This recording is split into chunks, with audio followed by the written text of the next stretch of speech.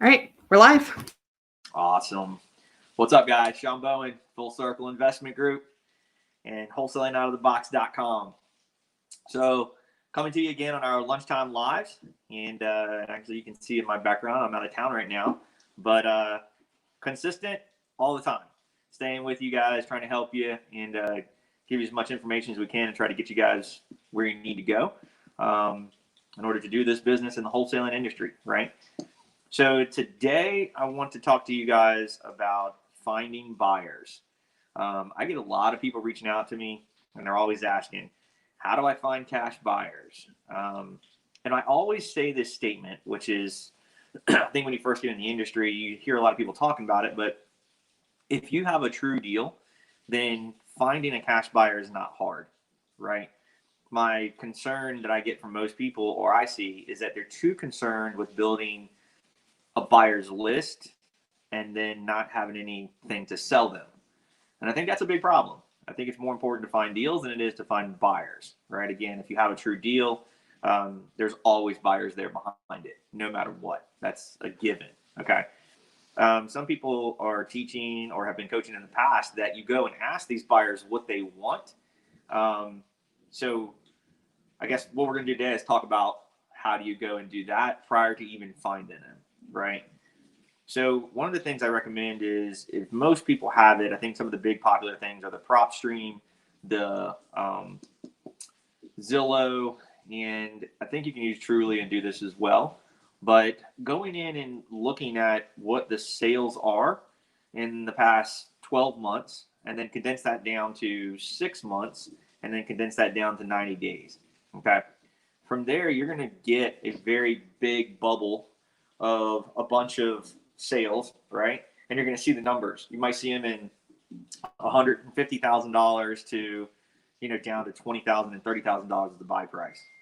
So before we keep going, guys, try to keep this live. I'm on my mobile today, so I can't see if you guys are writing anything. But Ashley will leave the link here for you. If you're here live and joining us, let us know where you're coming from and watching from. And, of course, jump in here at any time and ask questions and try to help you while we're doing these lives. Again, this is lunchtime lives. Hopefully you're taking a break from lunch, being able to watch these, or if you're watching the replay, and these are helpful for you, okay? So, again, if you're here, let us know where you're watching from and where you're coming from. I always love to see that. The reach that we get to get and help people is awesome. So let's talk about that condensing of a neighborhood, or finding those buyers where the deals are actually going down. So focusing on the Zillow or the Trulia to pull the numbers to say, is it even a moving market, right? Why should I go market to a specific area? And then, of course, what's the list and the criteria that you're pulling to do that also matters as well. So again, this goes back to really focusing on the numbers. So pull that big number, right? 12 months, condense it down to 6, watch all the little dots disappear, and then go down to 90 days and watch it even get more condensed. Okay. You'll start seeing those numbers fall, right? Maybe you'll see where you can reverse engineer this to estimate like what's ARV based on how many bed, bath, and square footage. And then you're going to go and watch, as the months go smaller, what those were paid for, right? And the problem I see with sometimes what people are doing is they're going and saying, well, I saw that guy bought it for 100, so if I get it for anything less than that, that's my spread. The problem I see with that is what happens if you're doing that and that guy missed his numbers, right? What happens if he missed his budget and he missed his resale? Then that number is skewed for you, meaning like the $100,000 number didn't work. He bought too high. Maybe he had to rehab too much, and now he couldn't sell it for what he wanted to make the profit that he was hoping to make, right? But if you stick with that formula between 70 and 75% loan to value, there should be enough spread there to allow you to get the big pool of buyers to allow you to, when you do start to go to focus and talk to them, you have a bigger pool of pulling from, right? And it's not just the guys that 85, 90% loan to value because they were swinging the numbers too tight, right? I mean, we're in a tight market right now, guys, and deals are really hard to find.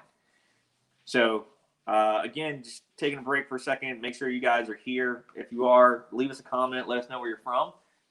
And try to interact with you guys as much as we can while we're doing these things. I try to talk with you guys and not at you. That's more my style, is interacting with people than it is talking to them, and trying to help. That's what I feel is the best way I can do this for you. So getting back into this, if you're really taking the time to do this and looking, and it doesn't matter what market you're in, okay? It doesn't matter what state you're in. All of this works the same way. And you're literally just reverse engineer the number to figure out what neighborhood you're going to start going to. So let's say you're remote and you don't have the ability of doing that. You're dialing into your 90 days. You can see what they paid, right? And if you're using that formula of the 70 to 75% loan to value, you should be able to back into your number to get close enough and start seeing what those guys were paying, right? Because if you follow it from when they sold it to when they bought it, and then you could do some rough estimations, you're probably going to get pretty close to their number, right? Most guys want to make anywhere between $25,000 on a deal, right? You're going to be into these things for 90 days to 6 months, rehabbing them. And that's typically the profit margin. They should be higher than that, but you could lose an estimate or a appraisal of $10,000. So that's pretty tough.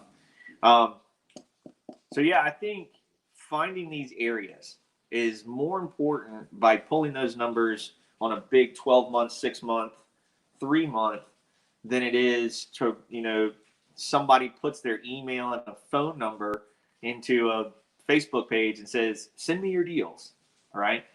I don't see that being the best place to find people. I think doing the research yourself, finding those guys, and then reaching out to them is a different scenario and a better scenario. I think you get a better result from it. Right. So again, we're going to talk about where do you go and why. So that's the research you've done to those neighborhoods is basically got you in the 6 month to 90 day window that says, there's guys buying there. You can see the numbers, you can see the performance, right? And there's deals that are moving. You can tell in the pictures of Zillow what they look like, from fixed up to not fixed up, or just a homeowner selling their home versus a fix and flip, rehab deal. That is where you're starting to see these numbers. And then that's where you're going to go to start trying to find the areas that you're going to market to. Now, the motivation for sellers, that's another conversation. But there's guys in that area doing business because you can see their sales. You can see where they bought. You can see where they rehab. So that's where you're trying to go to find or build buyers, build cash buyer list. Okay. And the next one I say is, why do you go there? We have talked about this for a long time in our company is that we go to those areas because we know it's real. We know it's a moving market. I see a lot of people saying, I'm going to go into these really old neighborhoods where your wholesale $20,000, $30,000, $40,000 purchase price, and those might come with a $2,000, $3,000, $5,000 wholesale fee. The same headache that comes with, $80,000 to $100,000 purchase price and a $10,000 wholesale fee. It's the same headache that comes with, the 2, 3, and 5s, if not more of a headache. And I can't give you a reason why. I just know that we've done that, and usually those turn out to be less profit and more headache. They're not the good deals, and that's why we don't chase them. So again, where to go, why to go there, so that what your numbers are ahead of time. That's why you're going to these areas, because the buyers are performing. You see their numbers ahead of time. It's almost I would say you could call it cheating the system, because you know what they're buying. Right, the numbers ahead of time, so it's not an asking criteria. It's there in front of you. You can see what they bought. Right now, getting a hold of them, asking those questions. We're going to do that for Thursday on the Lunchtime Live and talk about vetting, and we're going to talk about getting through that vetting process and why. But this was to talk about finding. So the next one I say is when you do see these guys and what they're buying, and you actually do get a hold of them. You're asking questions of what specifically are they looking for? What type of rehabs are they looking for? Again, this is a little bit of the vetting process for this Thursday, but I feel like it's a piece of it, right? What do you plan on asking these people is what has to be done? What level of rehab are they comfortable with? Are they full blown back to the studs, down to the foundation type of rehabbers, or are they just the guys that want to do a light rehab, $20,000, $30,000? That's what I consider light. And then you get into the $60,000, $70,000, $100,000, which is considered heavy, right? I mean, you're back to electrical, plumbing, windows, all the big stuff, right? That's where you start getting into some heavy rehab. There's guys that don't want to do that. Okay. Again, let me pause here for just a second. And anybody that's here, let me know if you got any questions. Again, on my mobile, I can't see if anybody's here watching or if you guys are making comments. Let me check over in the chat and see if we got anything. And the live comments. Looks like we don't have anything over there currently. All right. All right, we'll keep rolling here, guys. And then the next part of this is after you get through the where to go, why to go there, what to ask. The next one is how do you look up what they've bought? So going to tax record, most counties tax record usually will give you the sales history. So you'll never know what, let's say you wholesaled it, right? They wholesaled it, they bought it from a wholesaler. And let's say the wholesaler made 10 grand. You won't see that 10 grand they made, but you will see where, let's say they bought it for 80, the wholesaler got paid 10, but the actual buyer paid 70. At least you know their base number of what they paid because you'll see what it's recorded as. Knowing what your Mayo formula is and how you backed into it is where you're going to know to what your wholesale fee can be and how you got there or how you're going to get there and selling that deal. So that's the other big part of this is looking up and verifying what those numbers look like, right? Like backing into that number based on your after repair value, your loan to value, your maybe rehab number, looking at what the finished product looked like, and then looking it up on record and seeing what they paid. You can literally reverse engineer that number close enough to where you should be able to see what they're purchasing at, loan to value wise. And then that's the simple of this is like, don't overcomplicate it. We talked about this last time with keeping the KISS method, which is keep it stupid simple, right? So you don't have to overthink this, but you can reverse engineer it to, save time and not play games. Again, I think just having a person that shows up in a Facebook group or goes to your website and says, hey, I want to be added to your cash buyers list, that doesn't qualify them at all. And again, like I said, we'll get into Thursday for that on qualifications and what needs to be done and how. But somebody just giving me an email and a phone number doesn't make them a cash buyer at all. There's a lot more that goes into that. So hopefully this was helpful for you guys. Just a recap here is finding the buyers and where to go. I don't know if you guys, I'm looking down here, checking my notes, where to go, why to go there, what to ask when you do get a hold of these guys. And that's starting to, the vetting process, and how to look up and verify what they bought to know what they're buying and why in the areas. Again, this reverse engineering of this is going to help you to not really worry about if you're playing games or if you have a true buyer. For myself, I can buy and I will supply a proof of funds letter updated every 30 days, no matter what, right? I don't want to worry about, I want to get through the vetting process as quick as possible. And then have yourself a line item of questions for what you're going to ask those guys. And again, we can use that on Thursday as a talking point, but don't be scared to talk to these guys. Okay. Buyers are exactly just like a seller, right? They're motivated in the fact that they're looking to find deals. They're no different from you and I when you guys are just starting, like when I first started. If anything, true buyers are willing to take the time to tell you what they want, take the time to help you, because they don't want to waste their time. They want you to send them real deals, right? And they should be able to execute those terms based on like what you're asking for, right? There should be no question of what their loan to value is, what their typical buy price is, what their typical retail is, and then their typical rehab. All right, you don't get a lot of guys in this industry that are real that have a problem with just popping that off one after another. It's not a question. They know it. It's what they do. All right, so Roy's here. I keep seeing you on the screen. I'm here listening. Awesome. Roy's always here on the lives. I like it. It's good. So, guys, again, I try to pause here, and if there are some people that are watching, please feel free to come on and ask any questions. If you're watching this replay, please leave some comments that we can come back and help you guys with. We're doing this stream in multiple different places, multiple different Facebook groups. I think it does go to YouTube. So there's a bunch of different places that you can hopefully get this information and help you, and then give comments to us that we can try to help you respond back to and answer your questions. But I think my drive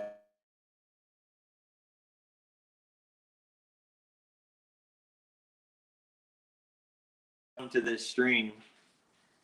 Hopefully I'm back. Am I back? Good to go. Yeah, you're good.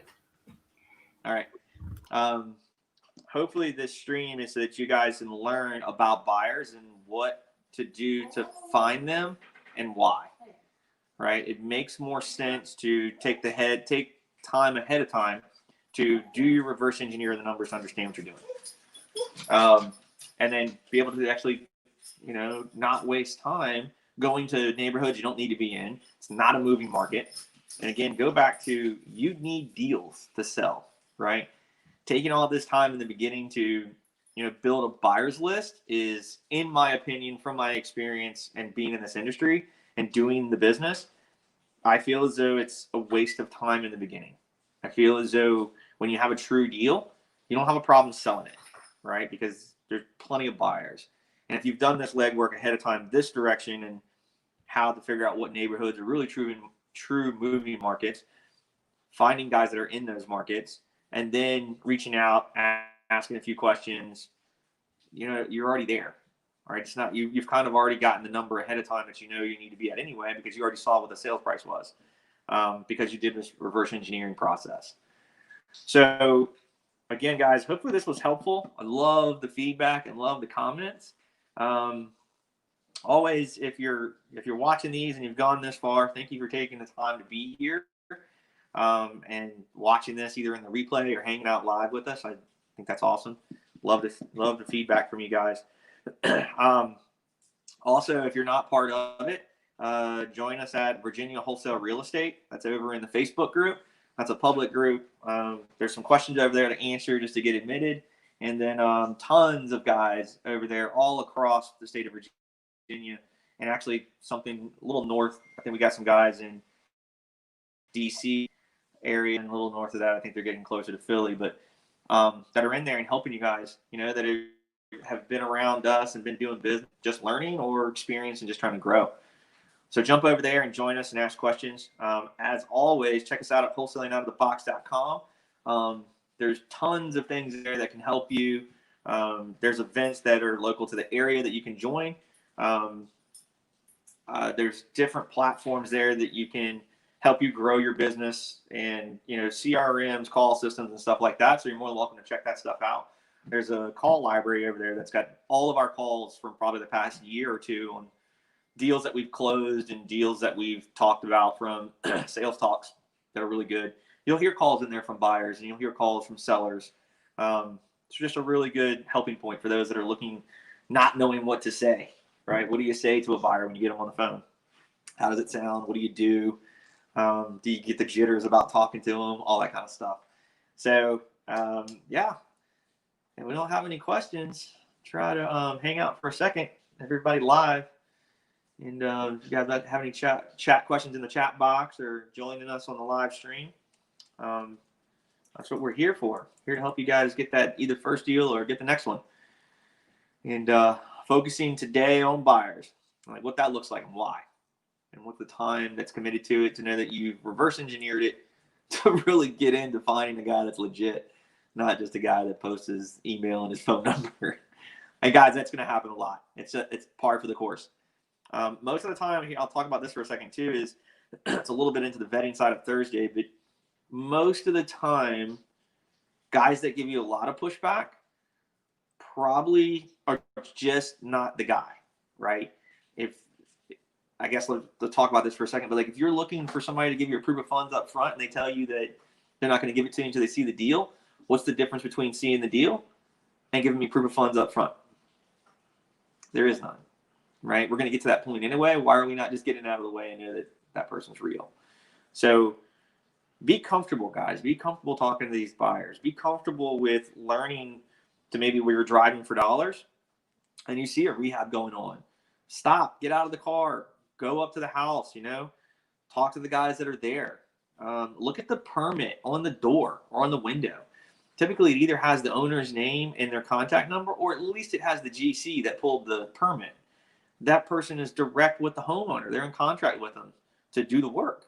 So that's another point of, finding a buyer when you're out doing your driving for dollars. I mean, getting out in this business, talking to people and having those conversations and making those relationships is the business. That is what this business is. So be comfortable talking with people. One of the things I always tell guys is, like, if you are not that person, maybe that's not your strong suit. But if you want to stay in this industry, you either need to learn to do that. And I say get comfortable being uncomfortable, or you have to find somebody to work with you that can do that for you, because that is a massive part of this business, between talking with sellers and talking to buyers. Are you okay with rebuttaling, or when the offer makes you, or the buyer makes you an offer, are you okay with saying no and keep producing that or putting it out to guys and getting the offer you want, or counter offer them and say, hey, this is what I need to get. If it doesn't work, I understand, all that kind of stuff. So really take the time, guys, to go through this video again and take these key points and use them from just, recapping here. Where to go find the buyers, why are you going to that area, and then what to ask specifically, right? And then how to look up what they have bought to verify them, right? If this is part of that vetting process, and we're going to really get into that on Thursday. So I'm trying to just speak to how to find them and where to go and why. And then again, Thursday we'll get in. So make sure you're here Thursday on our lunchtime live and joining us. And we're going to do another 30-minute session and talk to you guys about what the vetting process looks like and what we do. Just to kind of get a quick example of finding buyers, we actively search very little for buyers in the beginning versus deals, right? Because as you do the deals, you're building a buyer's list, but then maybe we've found a deal in an area we haven't done one. We'll literally go through and look in the area and see who's bought, and then go to that person.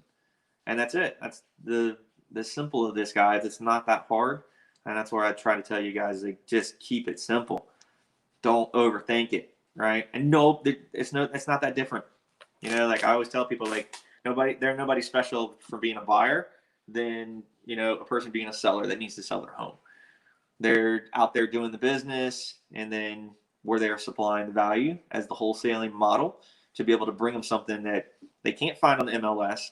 It is structured and completely put together where if you're doing it the correct way, you've already got title done, you've got it lined up, ready to go, and it's literally dropped in their lap, right? And if that's the way that you do this model, you will get a repeat buyer customer base better and better, because they know when they go to work with you as a company, there's no hassle, there's no issues, and it's a very smooth transition. So again, guys, thank you so much for taking the time to hang out with us today. Always trying to keep these lunchtime lives with you, no matter where we're at and what we're doing, and try to keep that consistency, right? That's one of the big things we talk about is you're either consistent or non-existent. And that's what we keep doing these for you guys. Also, check us out in Virginia Wholesale Real Estate on our Sunday call from 5 to 6 p.m. We're over there for 1 hour every Sunday. I go live in there, and we have guys join us every week. We have new people come and go, and that's a free event as well. So we just take an hour of time, take my time for an hour, and just try to answer your questions.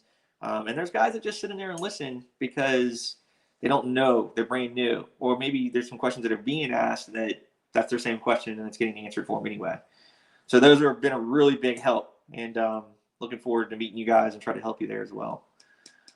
Otherwise, we don't have anybody else, Ashley. I think we're good to go. Try to slow these things down for you guys. I talk way fast. I get it.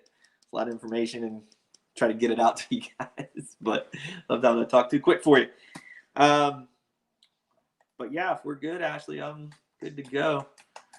If you guys don't have any more questions, again, thank you so much for taking the time to be here. If you've watched the replay this far, please leave us a comment and let us know what you think and if it was helpful. Otherwise, we'll see you next time, guys. Thanks a lot for tuning in.